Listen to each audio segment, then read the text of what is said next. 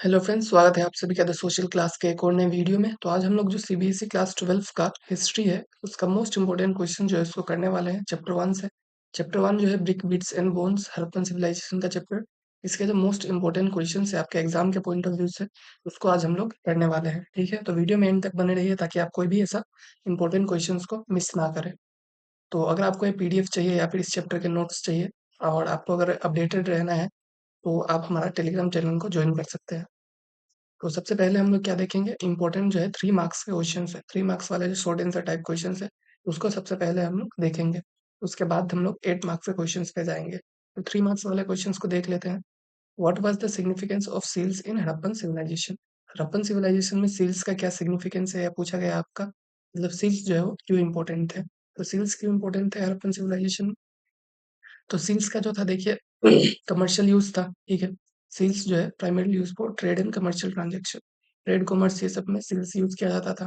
फिर आइडेंटिफिकेशन के लिए, क्योंकि ये ओनरशिप वगैरह को बताता था सील्स, तो ये सब आइडेंटिफिकेशन के लिए भी सील्स को स्टैम्प के रूप में यूज किया जाता था।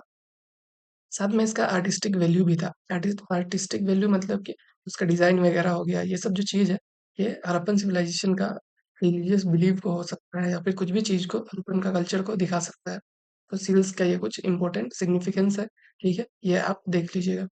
क्वेश्चन नंबर 2 क्या कह रहा है, how did archaeologist identify the centres of craft production in Harappa? तो सेंटर्स ऑफ क्राफ्ट प्रोडक्शन जो है हड़प्पा में, उसको आर्कोलॉजिस्ट जो है कैसे आइडेंटिफाई करते हैं? तो इसको आइडेंटिफाई करने का 3 मेजर जो आपका तरीका है वो दिखा दिया गया है। और अगर आपका 3 मार्क्स का क्वेश्चन होता है तो उसमें 3 से 4 पॉइंट आप लिख सकते हैं। इससे आपको मोस्ट प्रोबेबली फुल मार्क्स मिल ही जाएगा। और आपका पॉइंट अगर वैलिड है तो ठीक है। आप एक ही पॉइंट का 4 बार लिख देंगे तो उससे आपको मार्क्स नहीं मिलेगा। आप जो है अच्छे से लिखिए, शॉर्ट में ही लिखिए और वैलिड पॉइंट लिखिए। ठीक है, तो पहला क्या है, मटेरियल एविडेंस। ठीक है, वेस्ट मटेरियल जो है स्टोन चिप्स वगैरह हो गया, बीट्स हो गया, ये सब चीज़ जहाँ पे मिलता है तो इससे हम लोग ये अंदाज़ा लगा सकते हैं कि वहाँ पे जो है क्रॉप प्रोडक्शन रहा होगा। स्पेशलाइज्ड एरियाज, कुछ एरियाज है जैसे चनूद्र, जो कि स्पेशलाइज्ड है क्राफ्ट प्रोडक्शन के लिए, बीड मेकिंग के लिए। उसके बाद प्रेजेंस ऑफ टूल्स, जहाँ पे हमें टूल्स, रॉ मटेरियल्स ये सब मिलता है, तो वहाँ पे हम लोग क्या कर सकते हैं, ऐसा एस्टिमेट लगा सकते हैं कि वहाँ पे प्रोडक्शन सेंटर जो है वो रहा होगा। ठीक है, उसके बाद क्वेश्चन नंबर 3 क्या कह रहा है कि two method use by archaeologist to find out about Harappan food habits. ठीक है, ये 2 मेथड्स बताइए जो कि आर्कोलॉजिस्ट यूज़ करते हैं हड़प्पन्स के फूड हैबिट को आइडेंटिफ़ाई करने के लिए, जानने के लिए। तो फूड हैबिट को जानने के लिए पहला तो चीज़ है कि वो लोग आर्कियोबोटानिकल स्टडीज़ करते हैं, ठीक है? मतलब प्लांट रिमेन्स वगैरह हो गया, सीड्स हो गया, ग्रेन्स हो गया, इसके बारे में पहले वो लोग स्टडी करेंगे। इसको स्टडी करके उनको एग्रीकल्चर प्रैक्टिसेस के बारे में पता चलेगा और जिस चीज़ का वो लोग खेती करेंगे मोस्ट प्रोबेबली वो लोग वही चीज़ खाएँगे। तो इस तरह से हम लोग एक चीज़ पता लगा सकते हैं।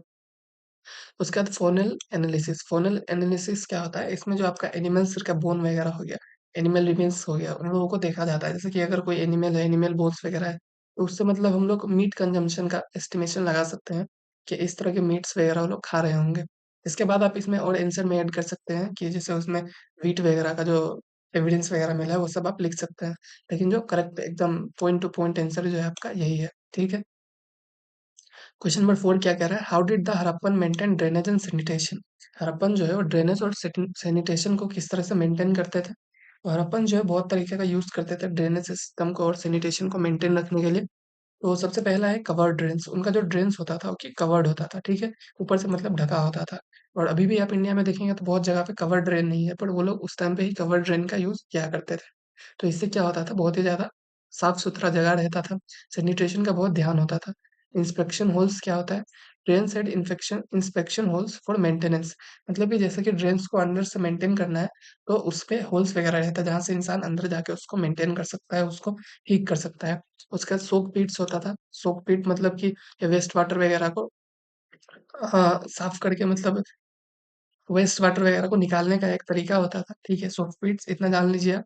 इसका वो लोग यूज़ करते थे ड्रेनेज सिस्टम में ताकि उसको और अच्छा बनाया जा सके। तो यही है कुछ ड्रेनेज सिस्टम को ये लोग कैसे मेंटेन करते थे और सैनिटेशन कैसे रखते थे। उसका क्वेश्चन नंबर 5 क्या है? Why is the Harappan script considered a mystery? मतलब हड़प्पन स्क्रिप्ट को मिस्टीरियस क्यों कहा गया है? तो हड़प्पन स्क्रिप्ट मिस्टीरियस क्यों है? तो हड़प्पन स्क्रिप्ट को मिस्टीरियस कहा जाने का रीज़न कुछ है, जैसे कि अनडिसिफर्ड स्क्रिप्ट। अभी तक हम लोगों ने इसको अनडिसिफर्ड ही रखा है, मतलब अभी तक हम लोग इसको डिसिफर नहीं कर पाए।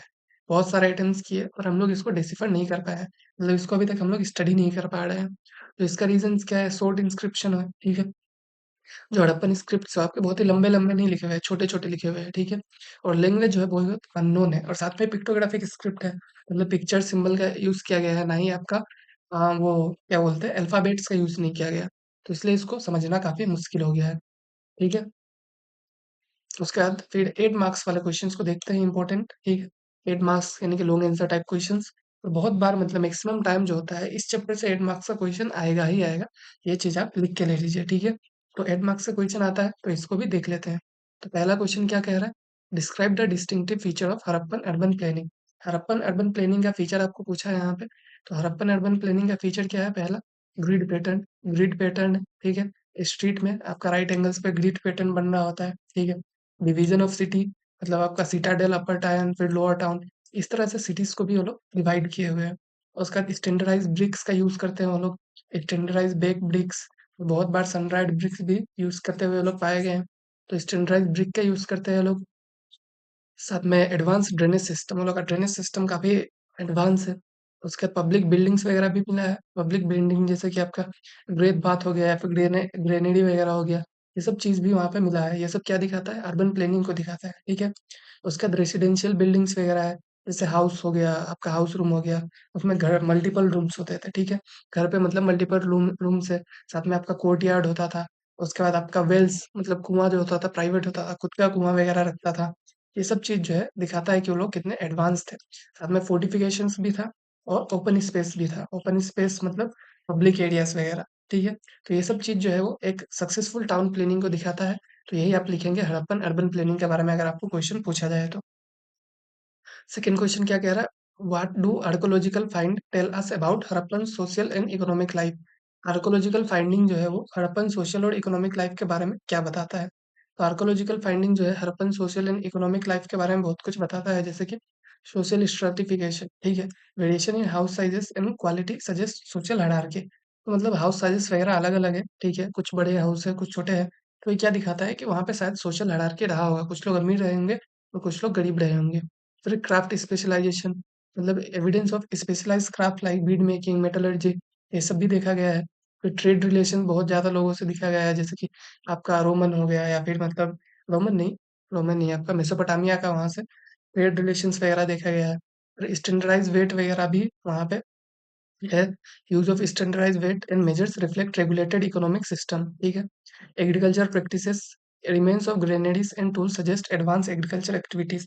ग्रेनी से वगैरह मिला है ग्रेनेडीज जहाँ पे ग्रेन्स को स्टोर किया जाता है या फिर टूल्स जो मिला है वो सब क्या सजेस्ट करता है? एडवांस एग्रीकल्चर एक्टिविटीज वहाँ पे होता था ये चीज़ को सजेस्ट करता है। उसके बाद आर्टिस्टिक एक्सप्रेशन, ठीक है? आपका पोट्रीज वगैरह हो गया आर्टिफैक्ट्स वगैरह हो गया जो कि मतलब कल्चरल डेवलपमेंट को शो करता है। जो आपका आर्ट वगैरह मतलब आर्ट वर्क वगैरह जो है हड़प्पन वो सब शो करता है ऐसा। फिर अर्बन प्लानिंग के बारे में अभी हम लोगों ने देखा।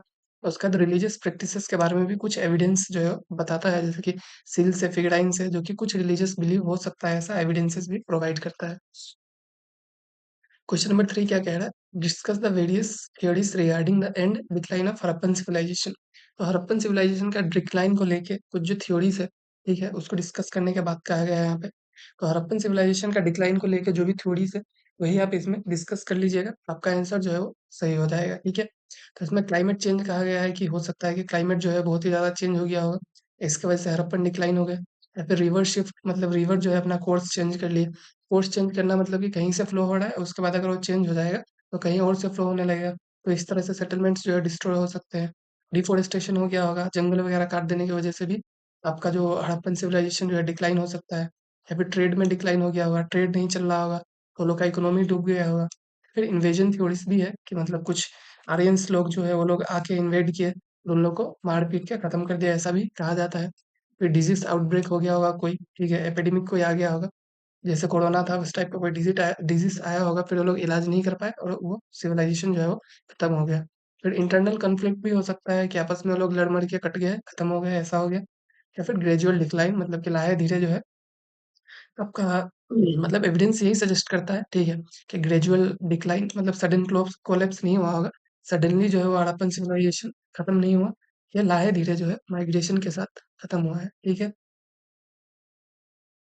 उसके बाद जो फोर्थ क्वेश्चन है वो क्या है? Explain the significance of the great bath found at Mohenjodaro. Great bath का जो सिग्निफिकेंस है ये आपसे पूछा गया है, ठीक है? मोहनजोदाड़ो में ग्रेट बाथ फाउंड हुआ है, उसी के बारे में आपसे पूछा गया है। पहला क्या है?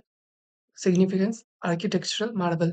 Great bath was a well constructed structure with watertight bricks and a sophisticated drainage system। Great bath जो है वो बहुत ही अच्छे इंजीनियरिंग के साथ बना हुआ है, ठीक है? जैसे कि वेल कंस्ट्रक्टेड स्ट्रक्चर है। उसके बाद रिचुअलिस्टिक यूज़, ग्रेट बाथ जो है वो ऐसा एज्यूम किया गया है कि रिचुअल बाथिंग के लिए यूज़ किया जाता था, ठीक है? तो इससे इम्पोर्टेंस क्या दिखता है? क्लीनलीनेस एंड रिलीजियस प्रैक्टिसेस, ये सब के बारे में हम लोग इसको देख के जान सकते हैं। उसके बाद क्या है? सोशल गैदरिंग, ऐसा भी होगा कि served as a communal space for gathering reflecting social cohesion. जो आपका ग्रेट बाथ है वो मतलब सोशल गैदरिंग वगैरह के लिए भी यूज़ किया गया होगा।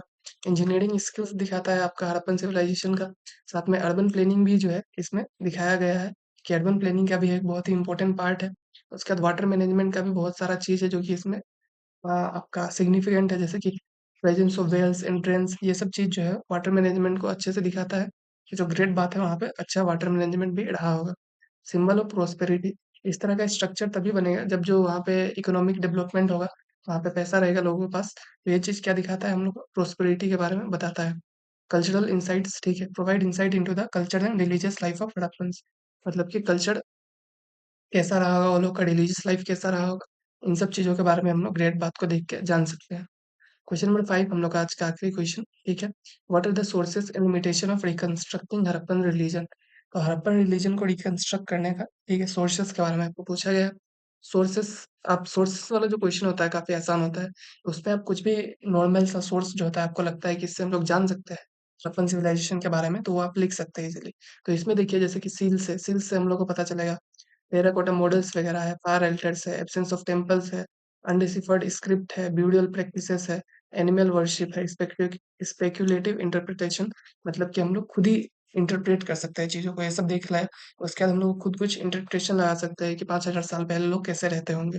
तो ये सब जो चीज़ है, ये सब क्या है? सोर्सेस के रूप में हेल्प करता है, ठीक है? हम लोगों को हेल्प करेगा ये लोग कि कैसे हम लोग जो है हड़प्पन रिलीजन के बारे में जान सकते हैं, ठीक है? हड़प्पन सोसाइटी के बारे में जान सकते हैं। तो इसका आंसर क्या हो जाए? यही सब होगा, ठीक है? यहाँ पे आपको स्पेसिफिकली हड़प्पन रिलीजन के बारे में पूछा है। तो रिलीजियस बिलीव्स के लिए ये सोर्सेस को हम लोग यूज़ कर सकते हैं। इससे हम लोगों को पता चल सकता है कि उनका रिलीजियस बिलीव रहा कि नहीं रहा, वो लोग क्या बिलीव रखते थे, नहीं रखते थे, ये सब चीज़ इनसे हम लोग जान सकते हैं, ठीक है? तो इसी के साथ जो आज का हम लोग का वीडियो होता है यहीं पे एंड होता है। आपको अगर ये नोट्स चाहिए, आपका इनको पीडीएफ चाहिए, क्वेश्चन आंसर चाहिए, तो आप जो टेलीग्राम को ज्वाइन कर लीजिएगा, ठीक है? और आज के लिए इतना ही। Thank you all.